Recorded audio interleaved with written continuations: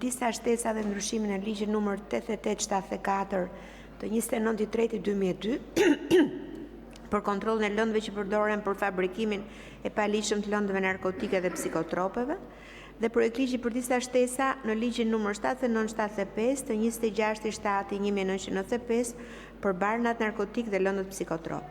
Këto dy projekt ligje do të shqyrtohen së bashku pasi të dyja adresojnë aspektet kontrollit dhe rregullimit përdorimit të lëndëve narkotike dhe psikotrope në kuadër të luftës kundër tregtisë dhe përdorimit paligjshëm të këtyre substancave. Referuar në 73.2 të rregullores, nëse ka pyetje, nëse jo, Ministri i Shtetit për marrëdhëniet me Parlamentin prezanton të dy projekt ligjet. Zoti Ministër, keni fjalën. E nderuar zonja drejtuese e seancës, zonja zëvendës kryetare e Kuvendit, të nderuar deputet të cilët jeni të pranishëm në sallë, të nderuar qytetar që na ndiqni. Është e vërtet që dy projekt ligjet që sjell qeveria sot përpara jush janë dukje teknike, por janë thelbësor.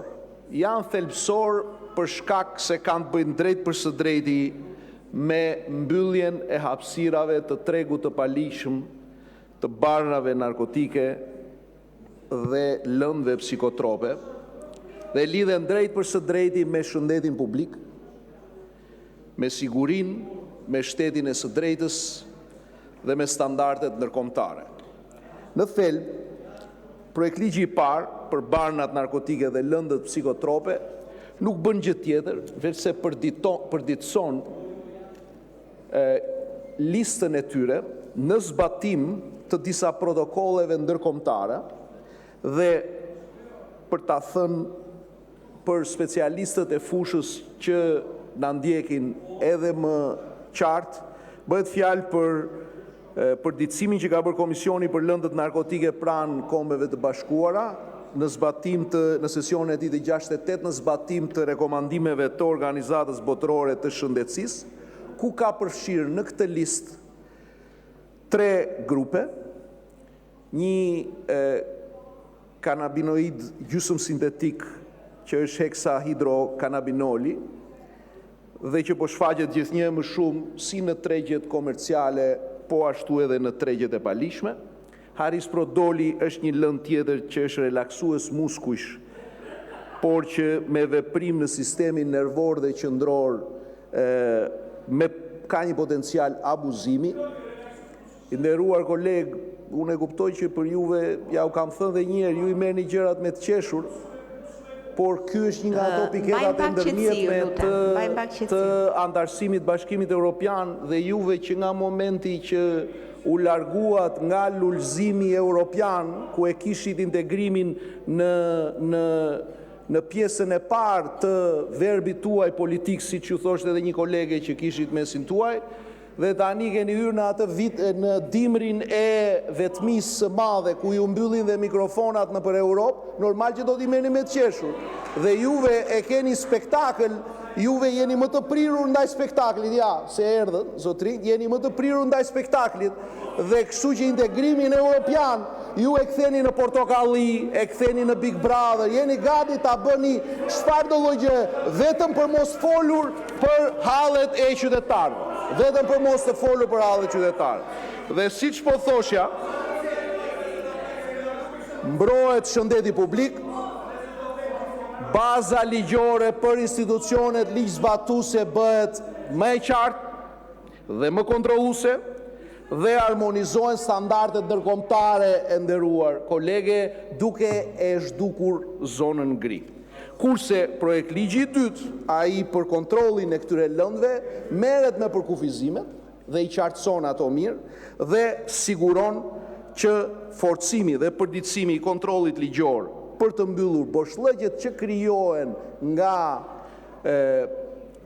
po themi krijimi, prodhimi i këtyre lëndëve narkotike gjithmonë më shumë në tregun botëror, ju përgjigjet këtyre zhvillimeve dhe afrohet dhe përputhet plotësisht me standardet e Bashkimit Evropian. Dhe për këtë arsye, juve mund t'jeni katandisur në atë gjendje, po dhe ai s'ju bën derman ta them unë, mos hyni tek ajo rrugë, neve në fakt po bëjmë të kundërtën.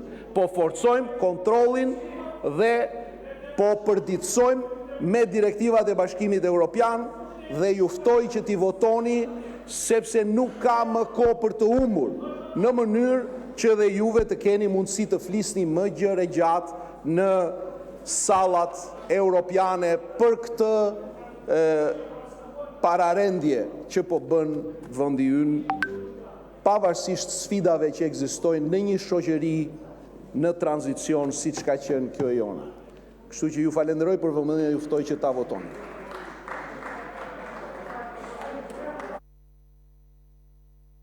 Hapim listën e diskutantëve. Zoti Berisha, keni fjalën 10 minuta.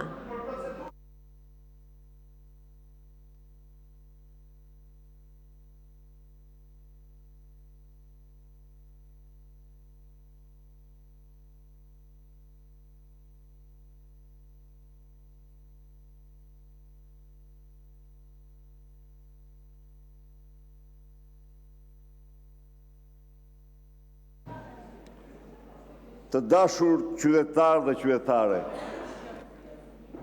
zonja dhe zotëri deputet, ky parlament çdo sekond, çdo minutë nxin për aktin antikushtetues, për shndrimin e mandateve të krimit në mburoj të Lubi Ballukut, në parzbore të vjedhjes së miliarda euro e taksave tuaja nga Ramaduro dhe Lubia e tij. Ky parlament kryen grushtin e shtetit, hedh poshtë kërkesën e prokurorisë për arrestimin e delinkuentes Lubi Balluku.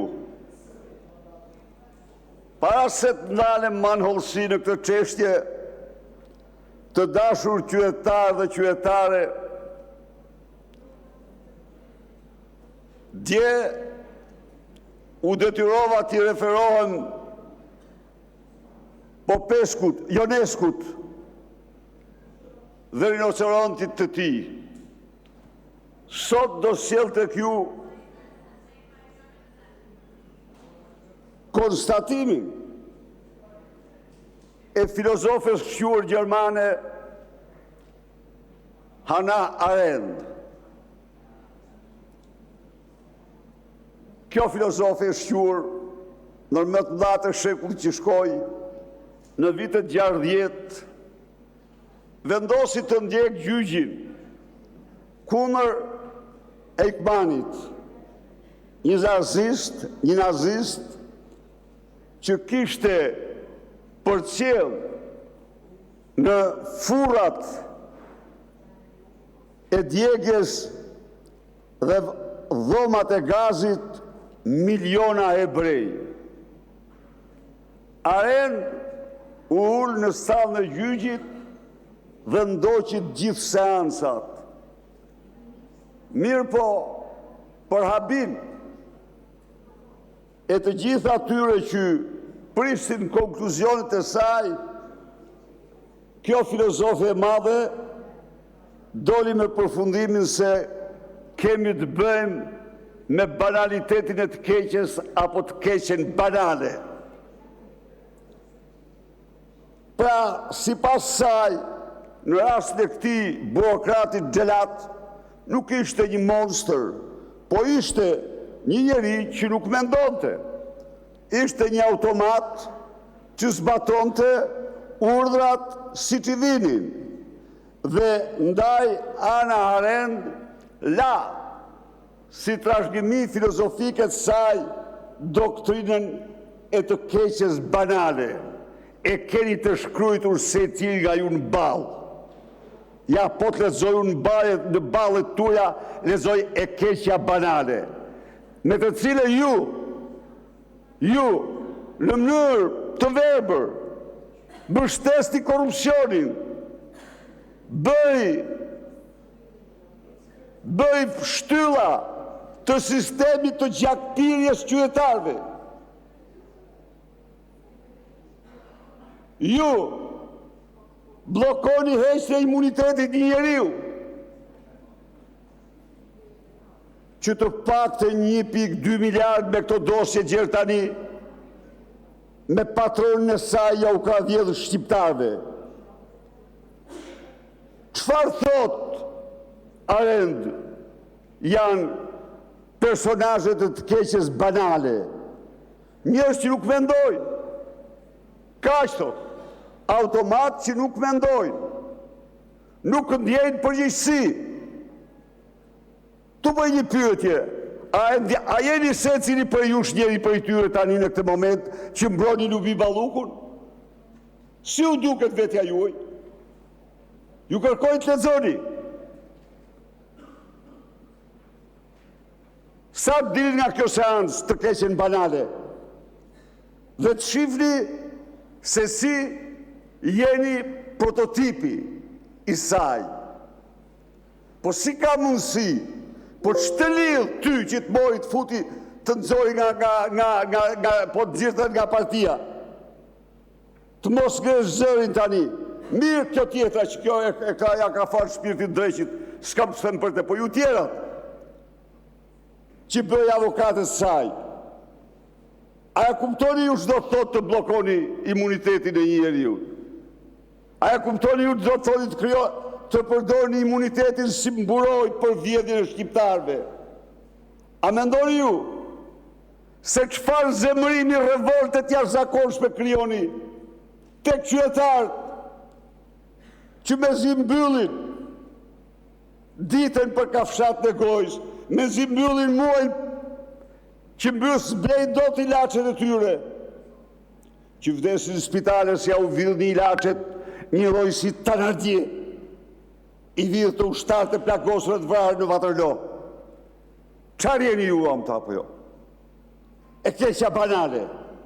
Edhe njerë, si e pranoni ju këtë pozicion? Për ke?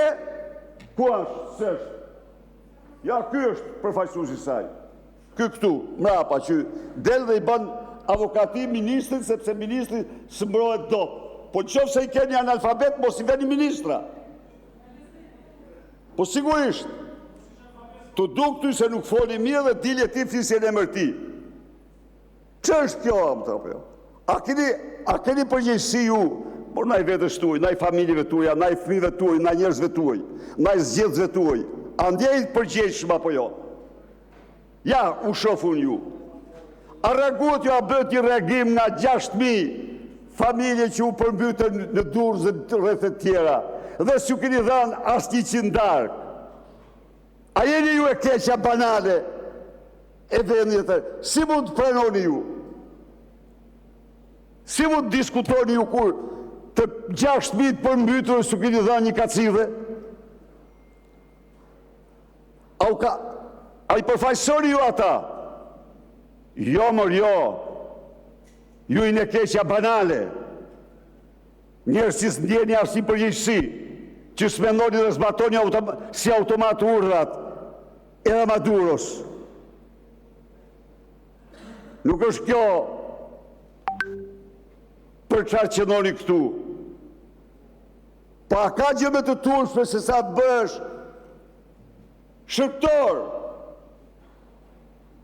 i Lubi Ballukut. A e dini ju që ajo ju urren ju dhe ju këtë e dini dhe prapë e mbroni? A e dini ju që u ka kap kreun tuaj për koke dhe për këmsh dhe ju prapë e mbroni sepse u detyron krye korruptori. Nuk do të vini si automat këtu ju. Ç'është kjo? Ky është një proces, ky është një akt depersonalizimi. Njerëz që s'marrin asnjë përgjegjësi ndaj shqiptarëve, ndaj vetes tuaj, ndaj familjeve tuaja. So nuk mund të them se të gjithë jeni të përzirë në tunelin e Llogaras. Nuk mund të them se jeni të përzirë në Unazë dhe Madhe. Po pse i merri përsi për ju atër këto? Se dhe ju keni vjedhë nga pak, vjedhni dhe ju sa mundeni. Ndryshe se s'ka kuptim. Kjo është e keqja banale. E keqja brirë nuk ka, kjo është. Jeni personazhe. Prandaj dhe kjo seancë është e turpshme. S'ka kjo seancë. Shqiptarët kërkojnë të zhbllokohet sistemi i drejtësisë. Tani keni filluar të çoni mesazhe ju. Ti kërcëni, jo një minutë, vetëm një minutë. Mos kërcëni prokurorët, as gjykatësit, sepse Edi Rama do jetë përgjegjës për çdo akt që mund të kryhet ndaj tyre. Çfarë do thotë kjo? U arrestuan 200 banda, u dënuan për jetë 15 bandit. Nuk pati kërcënime, su kërcënuan kush. Kurse tani që kur është arrestua Agasi, njëra pas tjetër i cili rrinë sa një kafe tjetër, Edi Rama u çon mesazhe njëri pas tjetrit prokurorëve, gjykatësve, për t'i dekurajuar, për t'i merruar ata. Aja kuptoni se ku qëndroni apo jo. Ndaj dhe edhe njerë, ju bëj thirrje, qytetarëve shqiptar të ngrihen me të gjithë forcën e tyre për të larguar këtë të keqe të tmerrshme banale që ka mbërthyer Shqipërinë, Edi Ramën, Lubin dhe suitën e tyre kriminale. Faleminderit. Zoti Ministër, Zoti Gogu, keni fjalën për replikë.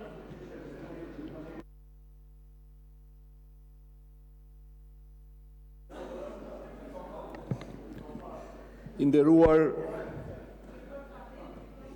zotëri parafolës, jemi duke folur për lëndët psikotrope dhe barnat narkotike.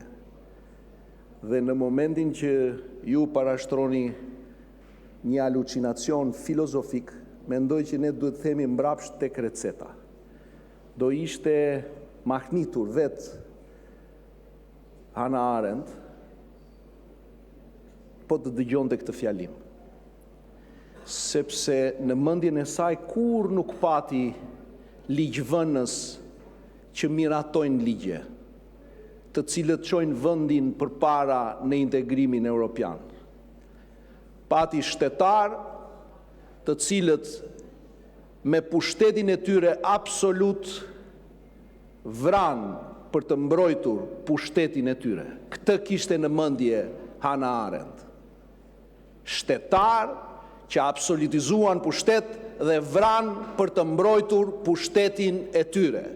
Dhe të dilni juve, të flisni për banalitetin e së keqes, është, besoj, shembulli më i mahnitshëm i banalitetit të përgjegjshmërisë. Dhe të keni dhe një kolege e cila ju del në mbrojtje, do të thotë që ai një minutëshi i mbylljes së mikrofonit për të mos dëgjuar më alucinacione politike dhe filozofike në mes të Europës është një kumët për të gjithë ata njerëz të cilët presin që opozita të bëj punën e saj dhe ta çojë këtë vend përpara së bashku, t'i bashkohet shumicës dhe ta antarësojmë brenda afatit që kemi marrë përsipër. Zoti im që keni kërkuar fjalën për procedurë. Zoti im që keni fjalën për procedurë. Jo, nuk ka replik, ju lutem zoti im që keni fjalën për procedurë. A do ta merrni fjalën për procedurë? Zoti Berisha nuk ka replik, ju lutem. Ju lutem. lutem, mbani qetësi. Ju lutem, mbani qetësi. Ju lutem, mbani qetësi. Fjalën për procedurë. Ju lutem, uluni.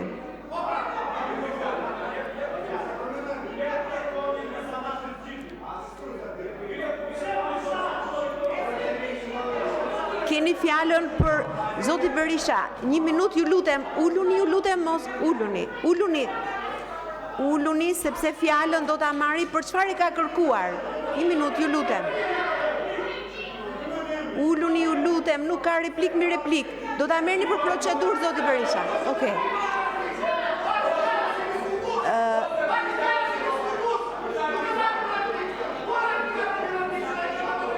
Ju lutem, uluni. Atëherë uluni, Zoti Berisha, fjalën për procedurë. Tani, të dashur qytetarë dhe qytetare, unë fola për të keqen banale për këta që janë këtu, kurse ai që është mbrapa me suitën e tij, ata janë e keqja radikale. Dhe keqja radikale është ligësia më e madhe njerëzore. Sepse ata, pra, po, se ka dhe të keqe banale dhe të keqe radikale. E dini ju këte, në doktrinë. Dhe këta të keqes radikale, këta janë njerëzit më të pa shpirt që majmen çdo ditë duke vjedhur të varfrit, duke vjedhur qytetarët, duke vjedhur shqiptarët. Këta të keqes baljak, këta të gjithë janë, e keqja radikale. Këta janë hajdut të pashoq. Po ju, që i mbroni këta, edhe nuk ja u tregoni vendin, ju i në keqja banale. Ndaj dhe nuk ka kuptim se unë mund të flisja këtu për Escobarin e Ballkanit dhe të Europës Ramaduron. Mund të flisja këtu për çfarë s'mund të flisja për drogën dhe narkoshtetin. Por e keqja, ajo që bëni ju këti vendi është e të mërshme, nuk ka të ndalur. Po si më bëj ushtar, shërptor të Lubi Ballukut, por çfarë digniteti keni ju që i bëni këta akta më këta, po jo? Si më të blokoni ju imunitetin? Çfarë u thoni ju, qytetarëve? Çfarë u thoni ju familjarëve tuaj se ne do mbrojmë vjedhësën, hajdutën Lubi Balluku dhe Edi Ramën? Po cili nga familjarët tuaj, cili nga njerëzit tuaj, cili nga miqtë tuaj, shokët tuaj, do të miraton të këtë akt? Po është kapur tani. Ju mbroni Ramën, po Rama do u marrë me vete ju garantoj. Ju garantoj, kaq. Zoti Balla, keni kërkuar fjalën për procedurë?